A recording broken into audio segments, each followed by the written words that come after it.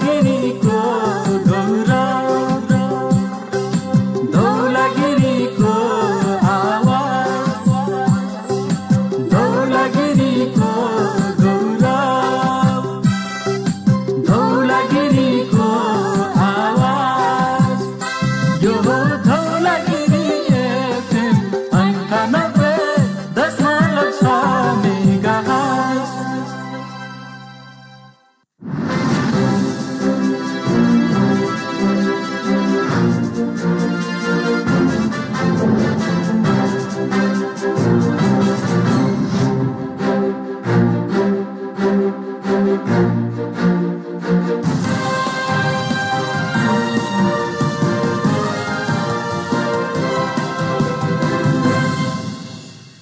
नमस्कार। धौलागिरीको सेरोफेरोमा केन्द्रित बिहान 5:30 बजेको समाचारमूलक प्रस्तुति धौलागिरी हालचालमा प्रविधिक मित्र कृष्ण संयोगसँगै समाचार कक्षबाट कृष्ण समीरको हार्दिक स्वागत छ। धौलागिरी हालचाल धौलागिरी एफएम 98.6 मेगाहर्ज मार्फत धौलागिरी आसपास र अनलाइनमा www.dhaulagirifm.com र धौलागिरी एफएम को मोबाइल एप र धौलागिरी एफएम को फेसबुक पेज मार्फत प्रत्यक्ष रूपमा संसारभर एकैसाथ सुन्दै हुनुहुन्छ। धौलागिरी हालचालका साथमा सफल पोलिक्लिनिक प्राली बागलुङ स्वास्थ्य सम्बन्धी सम्पूर्ण समस्याको समाधानका लागि बागलुङ बजारकै उत्कृष्ट उपचार केन्द्र सफल पोलिक्लिनिक प्राली बागलुङ।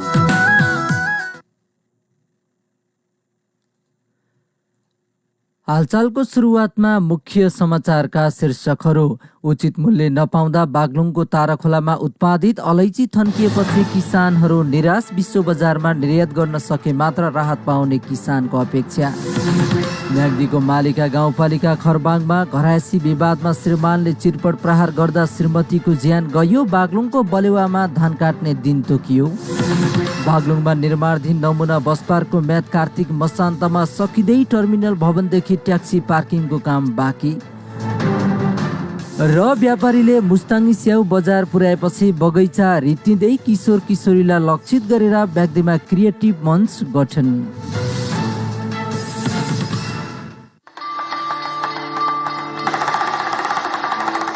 नेपालीहरूको महान पर्व विजया दशमी शुभ दीपावली छठ पर्व 2077 को पावन अवसरमा सम्पूर्ण नेपाली आमा बुवा दाजुभाइ तथा दिदीबहिनी एवं आफन्तजनहरूमा सुख शान्ति समृद्धि र दीर्घायुको कामना गर्दै हार्दिक मङ्गलमय शुभकामना व्यक्त गर्दछौँ। प्रकाश घरती अध्यक्ष, दिलकुमारी पुन उपाध्यक्ष, रामप्रसाद शर्मा प्रमुख प्रशासकीय अधिकृत तथा ताराखोला गाउँपालिका गाउँ कार्यपालिकाको कार्यालय बागलुङ।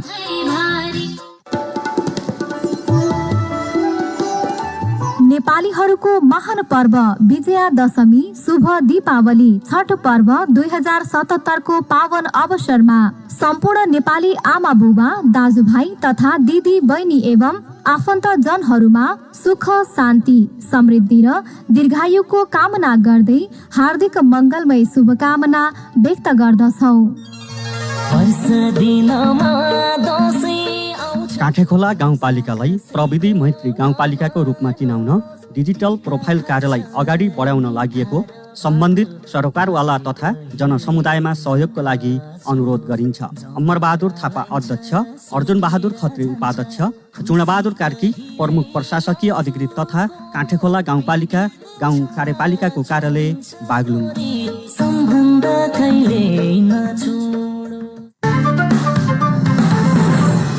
अब समाचार विस्तारमा। बजार अभाव र उचित मूल्य नपाउँदा बागलुङको ताराखोलामा उत्पादित अलैँची थन्किएपछि किसान निराश भएका छन्। अधिकांश किसानले गत वर्ष उत्पादन गरेको अलैँची बिक्री नहुँदा गोदाममै थन्काएका छन्। सुकेको अलैँची प्रति किलो 2500 मा घरबाटै बिक्री भइरहेको आकर्षक मूल्य देखेर खेती विस्तार गरे 20 रोपनी पुर्याउनु भएका शिक्षक इन्द्रबहादुर रोकाले पछिल्लो समयमा अलैँचीले मूल्य नपाउँदा थन्काएर राख्न बाध्य भएको गुनासो गर्नुभयो। उचित मूल्य नपाउँदा गत वर्ष उत्पादित 2 क्विन्टल अलैँची गोदामै थन्किएको रोकाको भनाइ छ। गत वर्षभन्दा 75%ले उत्पादनमा वृद्धि भए पनि मूल्य भने घटेको छ। प्रति किलो 600 रुपियाँमा बिक्री गर्न पाए मेहनतको फल उठ्ने उहाँको भनाइ छ। ताराखोलाको केन्द्र अर्गलका करिब 40 कृषक अहिले अलैँची टिप्न व्यस्त छन्। सुरुमा 2500मा ताराखोलाबाट बिक्री भएको अलैँची अहिले घटेर 600मा बिक्री हुन समेत समस्या रहेको राणाले गुनासो राख्नुभयो। तिम्रो पनि जग्गा भाडामा लिएर अलैँची विस्तार गरिए पनि मूल्य नपाउँदा समस्या भएको अर्गलका अर्का किसान खड्कबहादुर घरतीले बताउनुभयो। घरती जस्तै सोही ठाउँका अमर थापाले गत वर्ष उत्पादित अलैँची गोदाममा थन्किएपछि समस्यामा पर्नु भएको छ। युरोपका विभिन्न देशमा नेपालको सुकेको अलैँची प्रति केजी 3600 रुपियाँमा बिक्री भए पनि किसानले जम्मा 600 मात्रै पाएको बताउनु भयो। नेपालले विश्व बजारमा अलैँची पठाउन नसक्ने हो भने नेपालका अलैँची किसान निरुत्साहित हुने उहाँको भनाइ छ। नेपाली अलैँचा खरिद गरी भारतको झापा स्थित बिर्ता मोडमा सङ्कलन गरी प्रशोधनपछि तेस्रो मुलुकमा चर्को मूल्यमा पठाउँदै आएको छ। नेपालले सिधै तेस्रो मुलुकमा अलैँची निर्यात गर्न सके किसानले राम्रो आमदानी गर्न सक्ने घरतीले बताउनु भयो। ताराखोलाको अर्गलमा मात्रै 40 जना भन्दा बढी कृषकले 400 रोपनी क्षेत्रफलमा अलैँची खेती गर्दै आएका छन्। गलकोट जैमनी क्षेत्रमा समेत अलैँचीको व्यवसाय खेती हुँदै आएको छ। वर्षेनी अलैँचीको मूल्य घट्दा किसानले गोदाममै थन्काउन विवश छन्। म्याग्दीको मालिका गाउँपालिका वडा नम्बर 2 रोमको खबाङमा आइतबार राति एक व्यक्तिले चिरपट प्रहार गरेर श्रीमतीको हत्या गरेका छन्। घरायसी विषयमा उत्पन्न विवादमा ओमबहादुर दमाईले चिरपट प्रहार गर्दा उनकी श्रीमती 44 वर्षीय रिमा दमाईको मृत्यु भएको जिल्ला प्रहरी कार्यालय म्याग्दीले जनाएको छ। 41 वर्षीय ओमबहादुरलाई इलाका प्रहरी कार्यालय दरबाङबाट प्रहरी सहयोग निरीक्षक बलराम पौडेलको नेतृत्वमा गएको टोलीले नियन्त्रणमा लिएको प्रहरी न्याय उपरीक्षक किरण जङ्ग कोरले बताउनु भयो। मृतक दमाईको परीक्षणका लागि बेनी अस्पताल लगिएको छ। घरायसी विवादमा भनाभन हुँदा मदिरा सेवन गरेका ओम बहादुरले श्रीमतीलाई दाउरोको चिटपर प्रहार गरेको स्वीकार गरेका छन्। स्थानीय वासीले इलाका प्रहरी कार्यालय दरबाङलाई खबर गरेपछि राति नै प्रहरी टोली घटनास्थल पुगेको थियो। ओम बहादुरलाई पनि थप अनुसन्धानका लागि जिल्ला प्रहरी कार्यालय पठाइने प्रहरी सहायक निरीक्षक पौडेलले बताउनु भयो। म्याग्दीमा हुने अपराधको मुख्य कारण मदिरा सेवन देखिएको छ। गत आर्थिक वर्ष 2076-77मा प्रहरीमा दर्ता भएका कुल 157वटा मुद्दा मध्ये 42वटा मदिरा सेवन देखिएको प्रणव कोरले बताउनु भयो। प्रहरी कार्यालयमा दर्ता भएका मुद्दा मध्ये 27% मदिरा र बाँकी अन्य कारणबाट भएको प्रहरीको तथ्याङ्क छ। बागलुङको बलेवा क्षेत्रका किसानले खेतमा लगाएको धान काट्ने दिन तोकिएका छन्। बलेवा भूमिकोट अन्तर्गतका सबै खेतमा लगाएको धान काट्ने समय तोकिएको हो, जसलाई स्थानीय भाषामा पुली र संस्कृत भाषामा धान्य छेदन समेत भनिन्छ। स्थानीय जातो गुडेर धानका लागि कार्तिक 17 गते बिहान 7 बजेला शुभ दिन तोकिएको छ। पर्वकै रूपमा यो दिनलाई बलेवा क्षेत्रका सर्वसाधारणले मनाउने गरेका छन्। बागलुङ नगरपालिकाको पैपाटाका पण्डित सुभाष चन्द्र पौडेल र ज्योतिष लेखनाथ पौडेलले ज्योतिष शास्त्रका आधारमा धान काट्ने पर्वको टुङ्गो लगाउनु भएको छ। उहाँहरूले नयाँ धानको चामल प्रयोग गर्ने पहिलो दिन अर्थात् नगी खाने दिन समेत तोक्नु भएको छ। कार्तिक 27 गते बिहान नयाँ धानको चामल खाना सुरु गर्ने दिन उत्तम रहेको ज्योतिष पण्डित लेखनाथ पौडेलले जानकारी दिनुभयो। बलेवा भूमिकोट अन्तर्गतका 6 ओडाका किसानलाई शुभ दिनको विषयमा जानकारी गराइएको छ। यसअघि बलेवा काल भैरवको मन्दिरमा जम्मा हुने सर्वसाधारणलाई पण्डित तथा ज्योतिषले गरेको निर्णय कोट भैरव गुठी व्यवस्थापन समितिले गराउँदै आएको थियो। यस वर्ष कोभिड-19 त्रासका कारण सामाजिक सञ्जाल मार्फत उक्त दिन बारेमा जानकारी गराइएको वडा अध्यक्ष नारायण पौडेलले बताउनु भयो। यहाँका किसानले आफ्नै खेतमा लगाएको धान काट्न समेत 18औं शताब्दीमा चलेका सांस्कृतिक परम्परा पूरा गर्नुपर्छ। बागलुङमा सोमबार थप 17 जनामा कोरोना संक्रमण पुष्टि भएको छ। छ्यारोको उपचार केन्द्र पोखरामा गरिएको परीक्षणमा उनीहरूमा संक्रमण पुष्टि भएको हो। गलकोट नगरपालिका वडा नम्बर 4 का 33 र 27 वर्षीय महिला, वडा नम्बर 4 का 56 वर्षीय पुरुष, काँटेखोला गाउँपालिका वडा नम्बर 7 का 24 वर्षीय पुरुष, वडा नम्बर 1 का 26 वर्षीय पुरुष रहेका छन्। यस्तै वडा नम्बर 3 का 37 र 39 वर्षीय महिला, जैमनी नगरपालिका वडा नम्बर 7 का 30 वर्षीय पुरुष, वडा नम्बर 7 की 29 7 का 29 वर्षीय पुरुष, वडा नम्बर 4 का 42 र 63 वर्षीय पुरुष, वडा नम्बर 9 की 19 वर्षीय महिला, वडा नम्बर 2 का 45 वर्षीय पुरुषमा संक्रमण पुष्टि भएको हो। बागलुङ नगरपालिका वडा नम्बर 10 का 22 वर्षीय महिला, वडा नम्बर 21 60 वर्षीय महिला र वडा नम्बर 2 का 66 वर्षीय पुरुष र 67 वर्षीय महिलामा संक्रमण पुष्टि भएको स्वास्थ्य निर्देशनालयले जनाएको छ। समाचारमा अब विषय विश्लेषणको पालो। विषय विश्लेषण। शारदीय पर्व दशैं चलिरहेको छ। दशैंमा नारी शक्तिको उपासना गरिन्छ। देवीको उपासना गरिने यो पर्व असत्यमाथि सत्यको जितको रूपमा मनाइन्छ। मुख्य दिन अर्थात् दशमीको दिन देवीको प्रसाद स्वरूप मान्यजनबाट जमरा र टीका लगाउने यो पर्वले आत्मीयता बढाउँछ, स्नेह साट्ने अवसर दिन्छ। दशैंको शास्त्रीय महत्त्व एकातिर छ भने सामाजिक र आर्थिक दृष्टिले पनि यो पर्व विशेष मानिन्छ। देश विदेशमा रहेका आफन्तहरू एक ठाउँमा जम्मा हुनु, खुसी साट्नु तथा मिठो मसिनो खानु यो पर्वको महत्त्वपूर्ण विशेषता हो। आर्थिक दृष्टिले हेर्दा दशैं वर्षको सबैभन्दा महत्त्वपूर्ण व्यापारिक पर्व हो। यो पर्वको सेरोफेरोमा सबैभन्दा बढी तरलता बजारमा प्रवाह हुन्छ। सबैभन्दा बढी किनमेल यही बेला गरिन्छ। मिठो मसिनो खाने पर्वले आर्थिक गतिविधिमा बढावा दिन्छ। आर्थिक गतिविधिलाई बढावा दिने भएकोले दशैंलाई व्यापारिकको चाडको रूपमा पनि हेरिन्छ। दशैंका परम्परागत मान्यताहरू तोडिएका छन्, तर यसको महत्त्व घटेको छैन।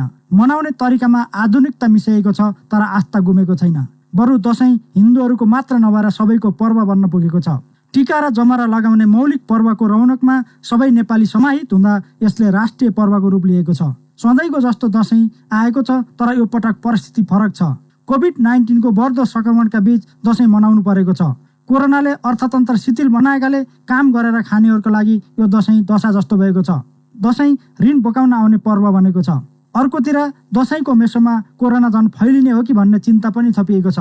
बढी भिडभाड र सामाजिक दूरी कायम नहुँदा कोरोना संक्रमण फैलने सबैलाई थाहा भएको विषय हो। यही कुरालाई ध्यानमा राखेर सरकारले यो पटक जो जहाँ छ त्यही दशैं मनाउन आग्रह गरेको छ। ज्यान बचे दशैं अर्को पटक पनि आउँछ।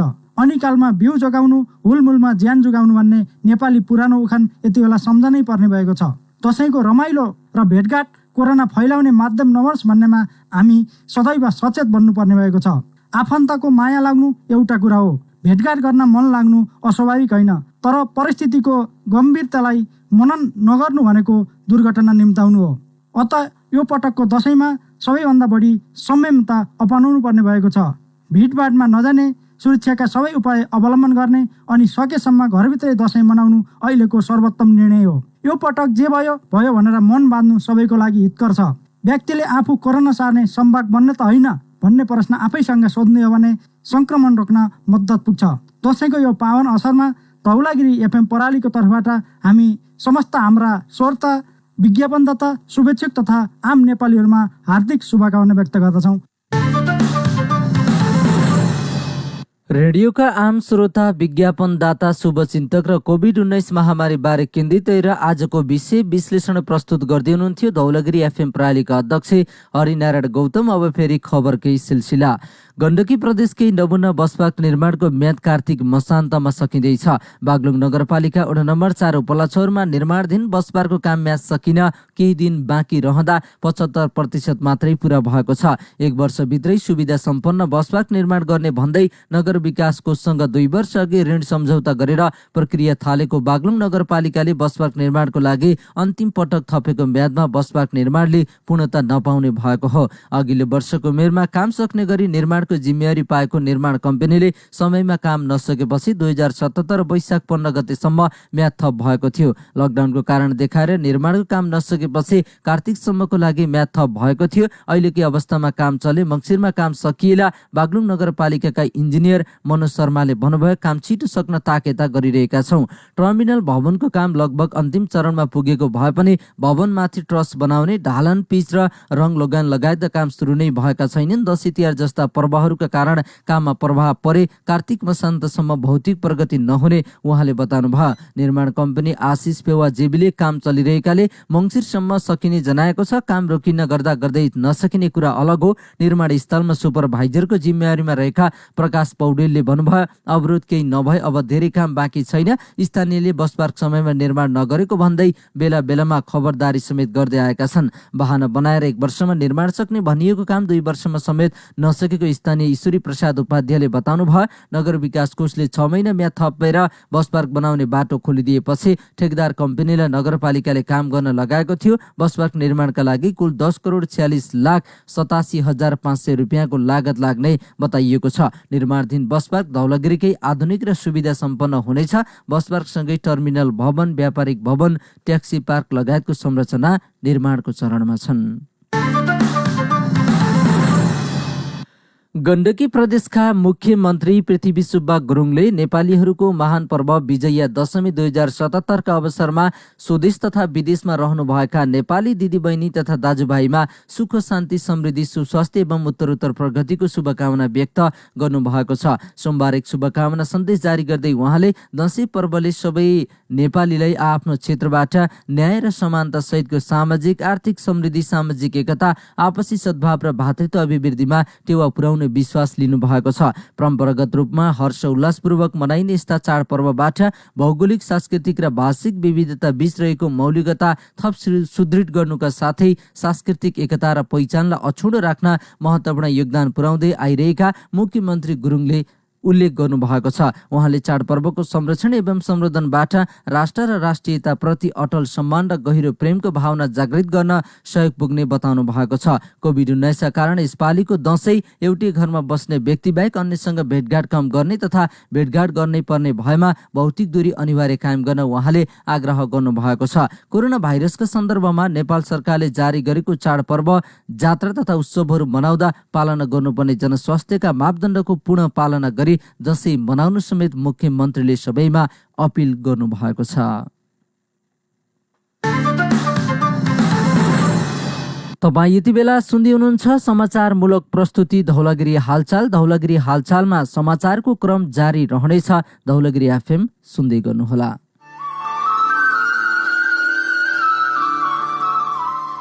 नेपालीहरूको महान पर्व विजयादशमी शुभ दीपावली छठ पर्व 2077 को पावन अवसरमा सम्पूर्ण देश विदेशमा रहनुभएका आम नेपाली आमा बुबा, दिदी बहिनी, दाजुभाइ तथा सम्पूर्ण आफन्तजनहरूमा सुख शान्ति समृद्धिको कामना गर्दै हार्दिक मङ्गलमय शुभकामना व्यक्त गर्दछौँ।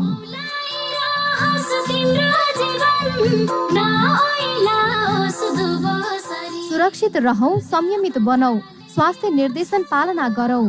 कोभिड-19 को महामारीबाट आफू पनि बचौं, अरूलाई पनि बचाऊ। गणेश बहादुर थापा मगर वडा अध्यक्ष, बलबहादुर खड्का वडा सचिव तथा बागलुङ नगरपालिका 9 तित्याङ वडा परिवार बागलुङ।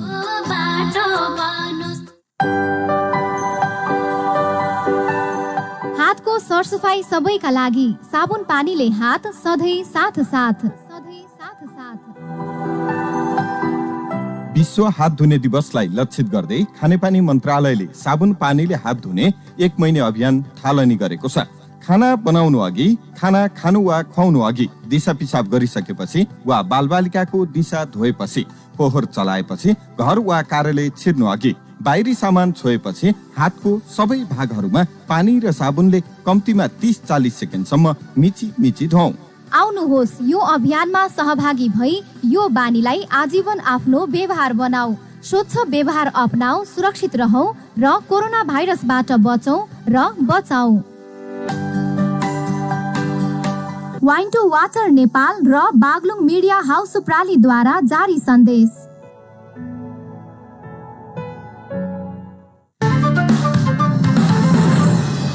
केही समयको विश्रामपछि तपाईलाई धौलागिरी हालचालमा पुनः स्वागत छ। धौलागिरी हालचाल धौलागिरी एफएम 98.6 मेगाहर्ज मार्फत धौलागिरी आसपास र अनलाइनमा www.dhaulagirifm.com मार्फत विश्वभर एकैसाथ सुन्दै हुनुहुन्छ। अब बाँकी समाचार। मुस्ताङमा उत्पादित स्याउ व्यापारीले बजार पुर्याएपछि बगैँचाका स्याउ रित्तिन थालेका छन्। दशैं बजारलाई केन्द्रित गरेर व्यापारीले स्याउ खरिद गरेपछि बगैँचा रित्तिन थालेको हो। मुस्ताङका स्याउ बगैँचाबाट गत असोज 15 गते गतेदेखि स्याउ टिप्न सुरु गरिएको थियो। समुद्री सतहदेखि 2500 मिटर उचाइको चिसो हावापानीमा उत्पादित मुस्ताङको स्याउ भनेपछि सहर बजारका उपभोक्ता हुरुक्कै हुने गर्छन्। मुस्ताङको स्याउ अन्य जिल्लाको भन्दा स्वादिलो र गुणस्तरीय हुने भएकाले मुस्ताङी स्याउको माग उपभोक्तामा बढेको हो। स्याउ खरिदको लागि धादिङ, रुकुम, स्याङ्जा, बागलुङ, म्याग्दी लगायतका जिल्लाबाट व्यापारीहरू मुस्ताङ आउने गर्छन्। यस वर्ष जनप्रतिनिधि प्रधानमन्त्री कृषि आधुनिकीकरण परियोजना कार्यान्वयन इकाइ मुस्ताङ स्याउ जोन सञ्चालक समिति र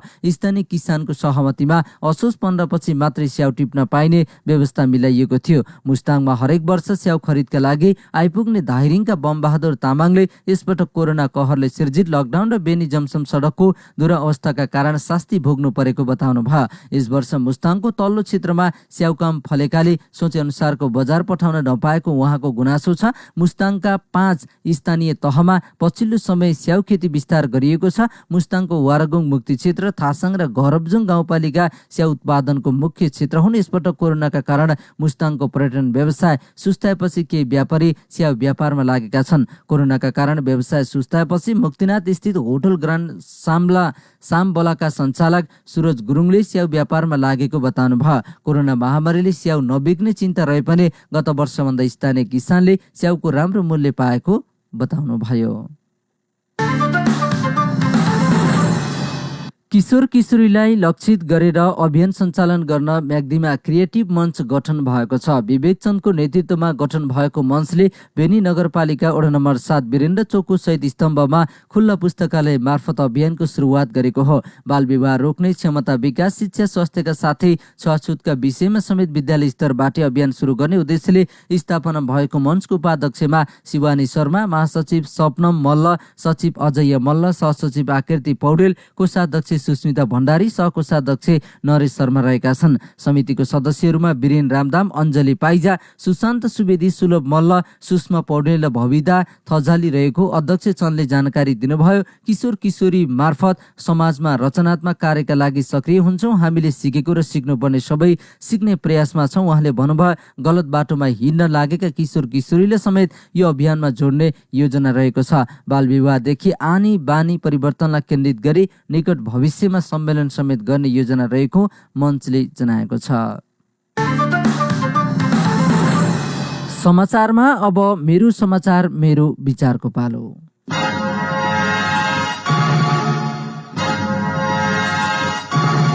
मेरो समाचार मेरो समाचार मेरो समाचार मेरो समाचार मेरो विचार।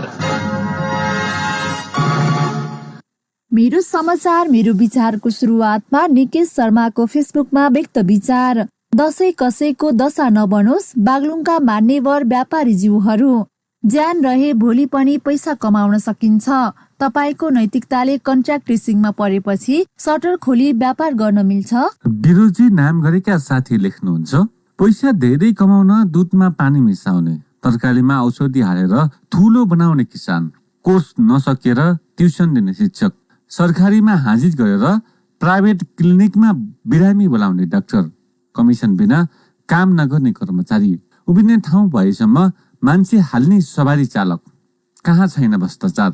नेतालाई मात्र गाली गर्ने। नीलो आकाश नाम गरेको साथी लेख्नुहुन्छ, क्लिन फिडबाट सरकार नभागोस्, सही भएको निर्णय टिकिरहोस्। भाग्यो भने सरकार लाचार र कमजोर दुवै छ भन्ने स्वत प्रमाणित हुनेछ। केबल अपरेटर्सलाई सेवाग्राहीलाई लिएको शुल्क अनुसारको च्यानल प्रदान गरेन भने कारबाही तुरुन्त गर्ने व्यवस्था मिलाओस्, होइन भने नियम नमान्नेको अनुमति खारेज गरोस्। सागर कुवर लेख्नुहुन्छ, ए भौतिकवादी हो, तपाईहरूलाई पनि मङ्गलमय नै चाहियो।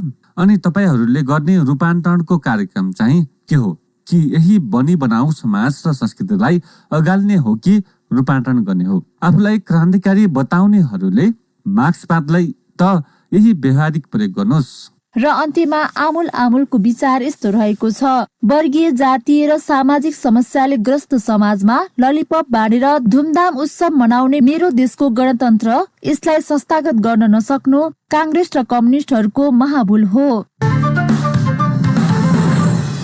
मेरो समाचार मेरो विचार प्रस्तुत गर्दै हुनुहुन्थ्यो साथीहरू रञ्जिता शर्मा र कृष्ण सँगैको स्तम्भ सामाजिक सञ्जाललाई प्रदूषित बनाउने क्रम रोकेर सकारात्मक विचार प्रवाहमा भूमिका खेल्ने हाम्रो प्रयास हो। अब फेरि खबरकै सिलसिला। म्याग्दीको मङ्गला गाउँपालिकाका जनप्रतिनिधिले आफूले पाउने 4,98,000 दशैं भत्ताले कोरोना अस्पतालमा 5 सय थपसहित आवश्यक उपकरण खरिद भएका छन्। कोरोना महामारीका बेला भत्ता लिएको भन्दै चर्चा भइरहेको बेला दशैं भत्ता बापत प्राप्त गर्ने सुविधाले कोरोना अस्पतालमा बेड थप अक्सिजन सिलिन्डरको खरिद सहित आवश्यक उपकरण खरिद गर्ने अध्यक्ष सतप्रसाद रोकाले बताउनु भयो। दशैं भत्ता सुविधाको रूपमा खातामा गएको छ। हामीलाई व्यक्तिगत सुविधा भन्दा जनताको स्वास्थ्य उपचार प्राथमिकतामा काम गर्छौं, अध्यक्ष रोकाले भन्नुभयो। उहाँले नियम अनुसार खातामा गएपछि मात्रै जानकारी भएको बताउनु भयो। अध्यक्ष रोकाले आफ्नो मासिक सुविधा समेत शिक्षा स्वास्थ्य सहित विभिन्न क्षेत्रमा खर्च गर्नुभएको छ। दशैं भत्ता जनप्रतिनिधिको सेवा सुविधा सम्बन्धी ऐनमा उल्लेख भए अनुसार कर्मचारीले खातामा पठाए पनि महामारीका बेला दशैंमा भत्ता लिनु उचित नभएकाले फिर्ता गरिएको उपाध्यक्ष सृजना केसीको भनाइ छ। गाउँपालिकाका 5 वडामा रहेका स्वास्थ्य चौकी इकाइमा समेत सोही रकममा थप गरी अक्सिजन सिलिन्डर सहित आवश्यक उपकरणहरू विस्तार गरिने जनाइएको छ। मङ्गलामा कोरोना समुदायमा फैलिएको अवस्थामा जनप्रतिनिधिको निर्णयको प्रशंसा भएको छ। नेपाल स्पेन समाज कोष्टा ब्ल्याङ्कद्वारा बागलुङको ढोरपाटनका बाढी पहिरो पीडितलाई राहत सामग्रीहरू हस्तान्तरण गरिएको छ। समाजले ढोरपाटन नगरपालिका वडा नम्बर 9 बोबाङक 80 जना बाढी पहिरो घर परिवारलाई प्रति घर परिवार 1 थान कम्बल, 1 थान ओढ्ने खास्टो, साबुन, सेनिटाइजर लगायतका सामग्रीहरू वितरण गरेको हो। समाजले नेपालदेखि रोजगारीको सिलसिलामा स्पेनको कोष्टा ब्ल्याङ्कमा कार्यरत नेपालीबाट सङ्कलन गरेको करिब 2,61,000 रुपियाँ बराबरको राहत सामग्री हस्तान्तरण गरिएको समाजका प्रतिनिधि वीरजंग भण्डारीले जानकारी दिनुभयो। हामी यसै समाचारसँगै धौलागिरी हालचालको अन्त्यमा आएका छौं। अन्त्यमा प्रमुख समाचारका शीर्षकहरू पुनः एकपटक। उचित मूल्य नपाउँदा बागलुङको ताराखोलामा उत्पादित अलैँची थन्किएपछि किसान निराश, विश्व बजारमा निर्यात गर्न सके मात्र राहत पाउने किसानको अपेक्षा। म्याग्दीको मालिका गाउँपालिका खबाङमा घरायसी विवादमा श्रीमानले चितपट प्रहार गर्दा श्रीमतीको ज्यान गयो। बागलुङको बलेवामा धान काट्ने दिन तोकियो। बागलुङमा निर्माणधीन नमुना बस पार्कको म्याद कार्तिक मसान्तमा सकिँदै टर्मिनल भवनदेखि ट्याक्सी पार्किङको काम बाँकी। र व्यापारीले मुस्ताङ्गी स्याउ बजार पुर्याएपछि बगैँचा रेतिँदै किशोर किशोरीलाई लक्षित गरेर म्याग्दीमा क्रिएटिभ मञ्च गठन। अवस्था अहिलेलाई धौलागिरी हालचालमा समाचारको क्रम यति नै। तपाईँ हाम्रा समाचार र कार्यक्रम धौलागिरी FM 98.6 मेगाहर्ज तथा इन्टरनेट अनलाइनमा www.dhaulagirifm.com मार्फत संसारभर एकसाथ सुन्न सक्नुहुन्छ। सत्य तथ्य र सन्तुलित खबरबाट तपाईँलाई बेखबर हुन नदिने हाम्रो प्रयास निरन्तर जारी रहनेछ। धौलागिरीको पहिलो FM धौलागिरी FM सुन्दै गर्नुहोला। नमस्कार।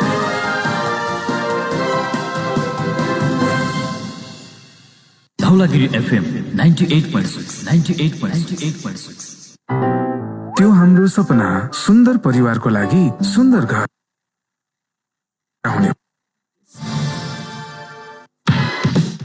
जापानको जुनसुकै सिटीमा अध्ययन गर्दै काम गर्ने अवसर अब नछुटाउनुहोस्। कोभिड-19 कोरोनाको विषम परिस्थितिमा पनि सरल र सुलभ तरिकाबाट जापान जाने सोचमा हुनुहुन्छ भने तपाईको जापान जाने चाहना अब टेक्सास एजुकेसन एकाडेमीले पूरा गर्छ। 2021 अप्रिल इन्टेकका लागि जुम सेमिनार तथा जुम इन्टरभ्यू भइरहेको छ। साथै विशेष छुटमा जापानिज भाषा कक्षाहरू पनि जुमबाट सञ्चालन भइरहेको जानकारी गराउँदछौँ। +2 ब्याचलर वा मास्टर्स गरेकाले छिट्टै सम्पर्क गर्नुहोला। सम्पर्क Texas education academy private limited, Kalimati Chowk, Kathmandu. Phone number 4270 710 4270 710।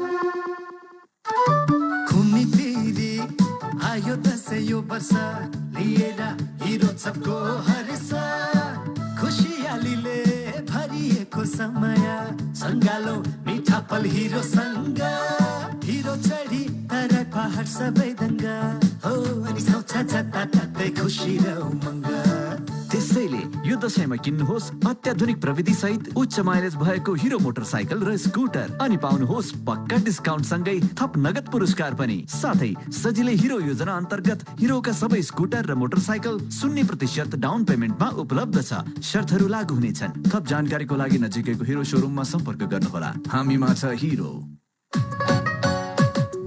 हातै धुनु छ हजुर हातै धुनु छ कोरोनाको डर छ हजुर हातै धुनु छ हातै धुनु छ हजुर हातै धुनु छ कोरोनाको डर छ हजुर हातै धुनु छ अप्ठ्यारो छ यतिखेर जरुरी छ सबैतिर हात धुने बानी बसौँ है